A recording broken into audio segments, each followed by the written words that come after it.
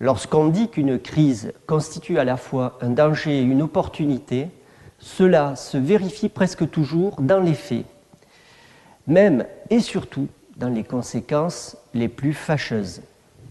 Les catastrophes qui se sont produites par le passé ont été à l'origine d'une réglementation importante, de plus en plus précise, contraignante et a fortiori protectrice pour les personnes potentiellement exposées.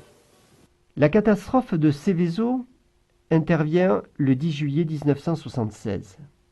Un nuage contenant de la dioxine s'échappe d'un réacteur de l'usine chimique Icmesa, située dans la commune de Meda, et se répand sur la plaine lombarde en Italie. Peu après l'accident, les feuilles des arbres jaunissent et les animaux familiers meurent par dizaines. 193 personnes, soit 0,6% des habitants de la zone concernée, sont atteintes de chloracné, essentiellement des enfants. Aucune n'est décédée, un petit nombre seulement a gardé des séquelles. En revanche, sur le plan écologique, la catastrophe est tangible. Outre les 3300 animaux domestiques morts intoxiqués, il faut abattre près de 70 000 têtes de bétail. Par ailleurs, les sols agricoles et les maisons nécessiteront de lourds travaux de décontamination. Cette catastrophe donnera lieu à un certain nombre de mesures qui se caractérisent par le recensement par les États des établissements à risque, avec identification des substances dangereuses. La réalisation d'études de danger par les industriels pour identifier tous les scénarios possibles d'accidents, l'évaluation de leurs conséquences et la mise en place des moyens de prévention.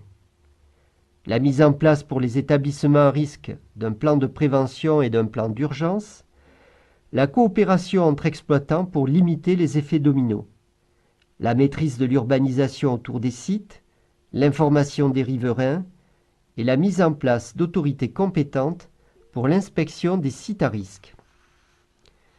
L'usine AZF à Toulouse est détruite le 21 septembre 2001 par l'explosion d'un stock de nitrate d'ammonium, entraînant la mort de 30 personnes, faisant 2500 blessés et de lourds dégâts matériels.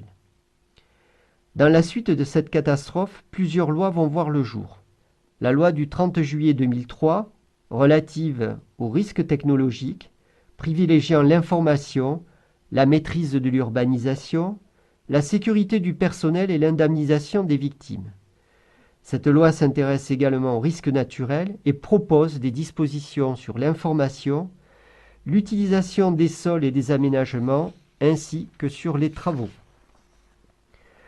La loi de modernisation de la sécurité civile du 13 août 2004 modernise la doctrine et l'organisation de la sécurité civile en s'appuyant sur les retours d'expérience des événements tels que la canicule de 2003, les inondations du Gard en 2002, l'explosion de l'usine AZF dont nous venons de parler ou les tempêtes de 1999.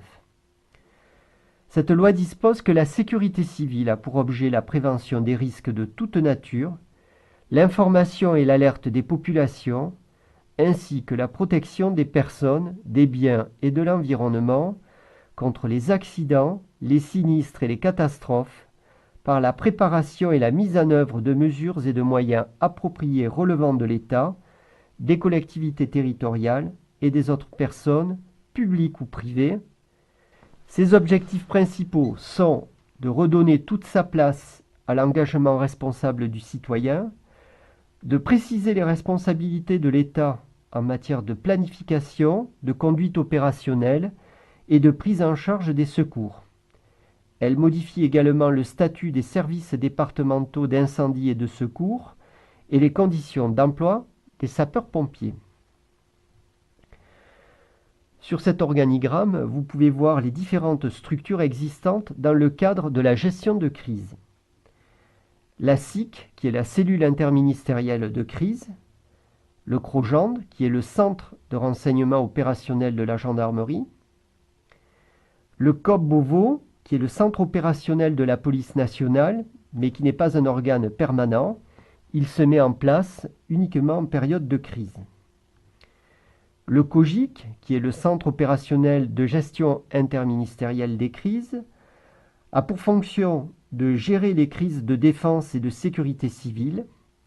Le gouvernement et le ministre de l'Intérieur disposent du Centre opérationnel de gestion interministérielle des crises et en liaison constante avec le Centre opérationnel de la police nationale et le CPCO, le Centre de planification et de conduite des opérations du ministère de la Défense, le COGIC informe en permanence le cabinet du ministre, propose des modalités d'intervention, prépare et coordonne l'action des moyens d'intervention gouvernementaux.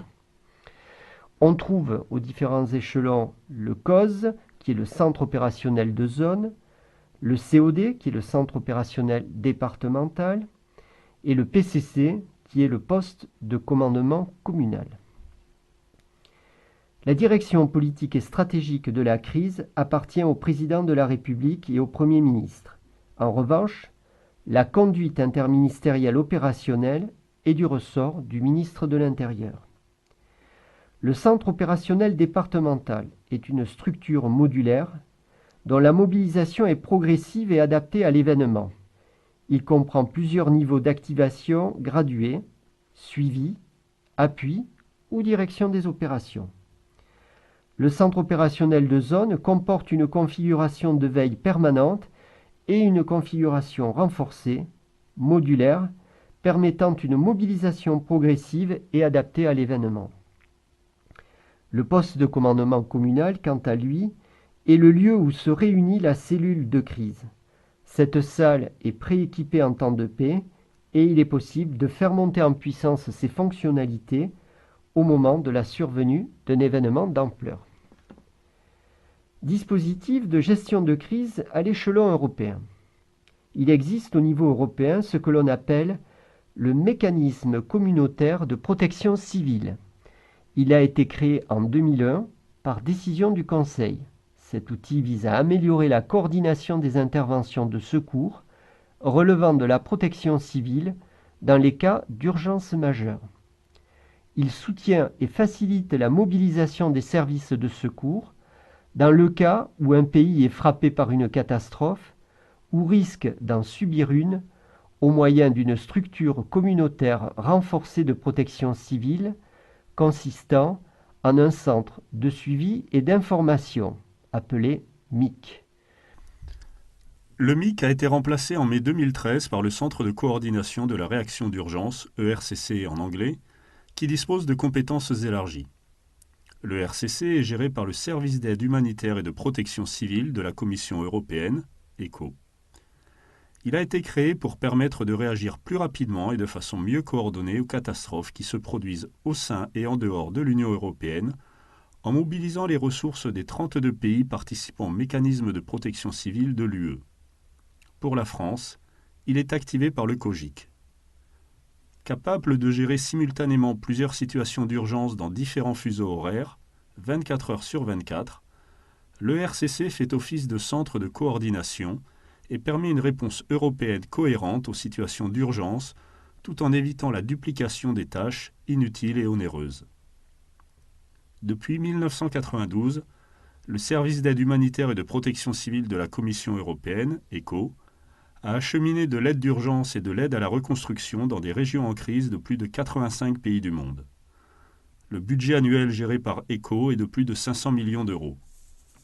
En 2013, le mécanisme européen de protection civile a été déclenché 36 fois en réponse à diverses catastrophes survenues dans le monde.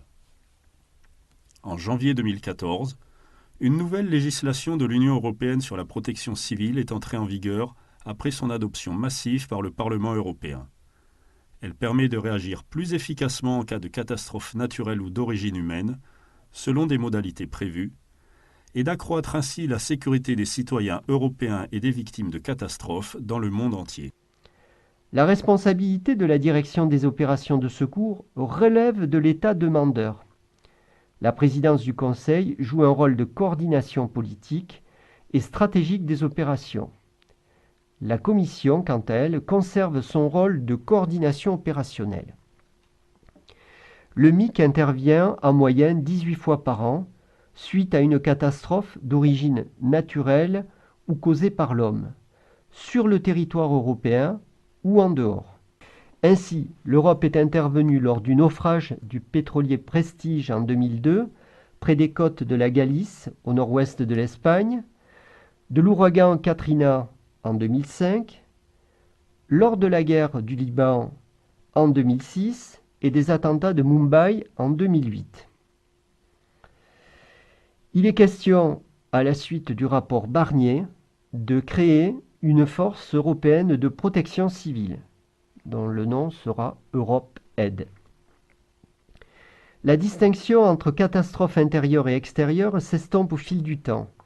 Tout le monde est touché indistinctement ou par contre-coup par les différentes catastrophes qui se produisent. Dès lors, l'Europe doit se préparer à relever les défis qui se présentent à elle, et notamment en matière de terrorisme ou de changement climatique. Grâce aux évolutions récentes, la protection civile européenne est devenue un acteur clé de l'aide internationale aux côtés de l'ONU. La planification nationale à présent. Le plan Orsec est conçu pour mobiliser et coordonner sous l'autorité unique du préfet les acteurs de la sécurité civile au-delà du niveau de réponse courant ou quotidien des services.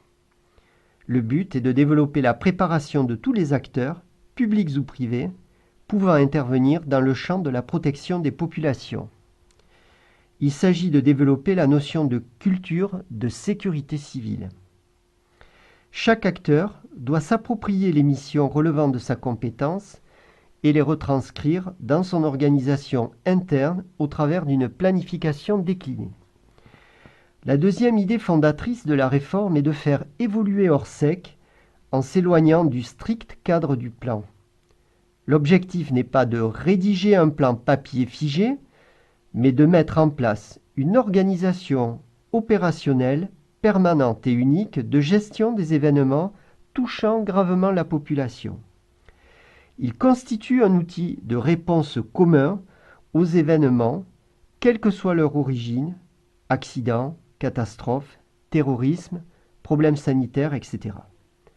Le plan Orsec comprend des dispositions générales applicables en toutes circonstances et des dispositions propres à certains risques particuliers. Dans ce dernier cas, il précise le commandement des opérations de secours.